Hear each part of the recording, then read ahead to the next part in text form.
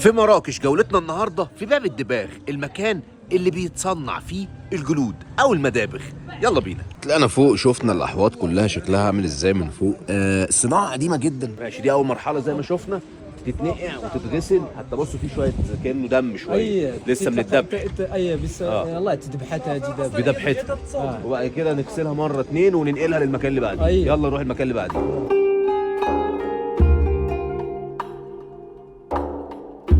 بصوا الشعر بيتشال ازاي اهو.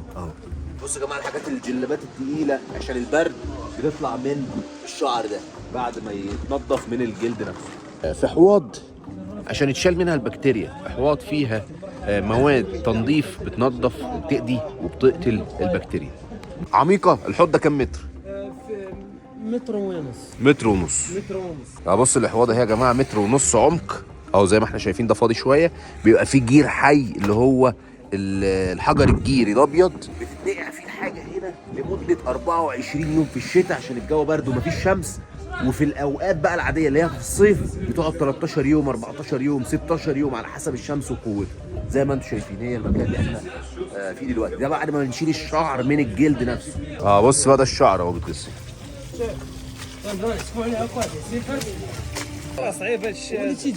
بص ايديهم باظت ازاي بسبب الجير. يلا بصوا هنا يا جماعه، المرحله دي برضو من المراحل الاولى. الجلد بيجي بيترمي هنا وبعد كده بيقلبوه زي ما انتم شايفين. بصوا بيتقلب ازاي، يتشال بسهوله. لو ما عملناش كده مش هنعرف نشيل منه الشعر. بصوا يا جماعه، بعد الجير بتطلع بسهوله ازاي، يزيح يطلع.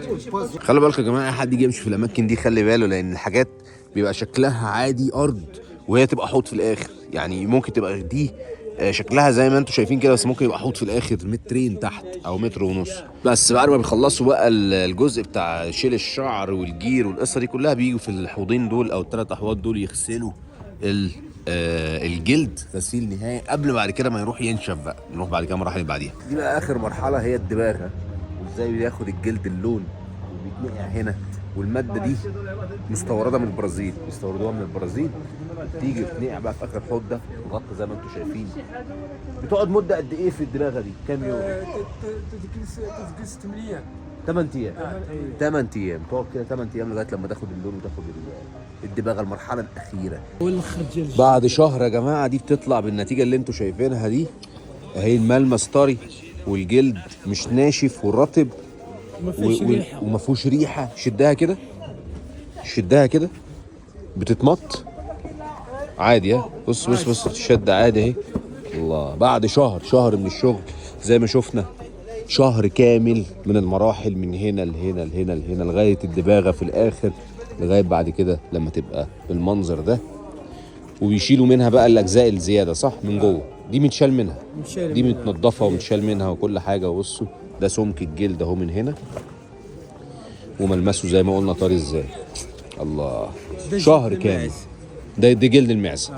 الله، وكده تاخد الوانها بقى، تاخد كل حاجه ده بعد كده في الاخر. الله، طالعين بقى نشوف بقى ايه اخر مرحله، اخر حاجه خالص بقى، اخر حاجه خالص بيشيلوا الزيادات من جوه الجلد.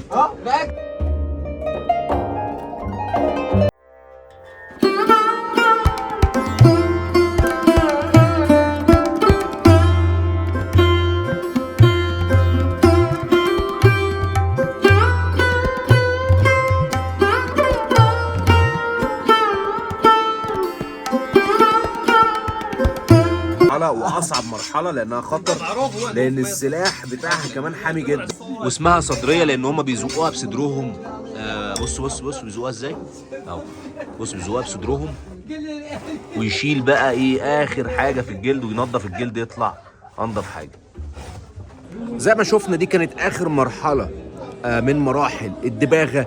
والصناعه مهمه جدا جدا، صناعه الدباغه او تصنيع الجلود مش بس في المغرب، في العالم كله، لكن هنا في المدينة دي من أقدم مصانع الجلود أو من أقدم المدابغ اللي موجودة يمكن في العالم كله. خلصت جولتنا في المدابغ هنا في مراكش، لكن لسه جولتنا في مراكش ما خلصتش. هنكمل جولتنا النهاردة في مراكش وهنشوف كمان حاجات غاية في الجمال والروعة. ما تفوتوش حاجة من الفيديو، يلا بينا نكمل جولتنا. بصوا بقى فاينل برودكت بعد ما الحاجة بتطلع تبقى عاملة ازاي.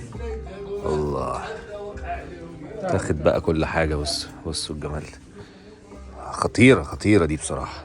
بس لا تطلع تاخد تحت الوانها غنمي من الغنم ها. الله تولي بوفه تولي بوفات. تجلسوا عليها والله جميله تولي بحال هكا. البوفات بص بتبقى عامله ازاي. ده البقر بقى. ده البقر. ناشف شويه والله خطير. بص. الشنطه عامله ازاي. جلد طبيعي جلد طبيعي 100%. قابلت بقى حد من حبايبنا اسمك ايه؟ خالد بادرة. بقالك قد ايه بتشتغل في الصناعه دي؟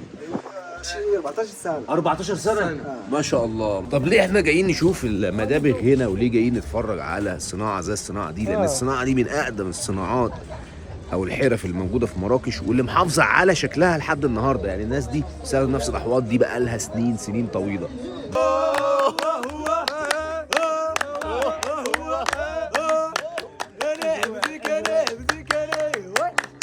بدون أحلى تحية يا رجالة المغرب على الراس والله.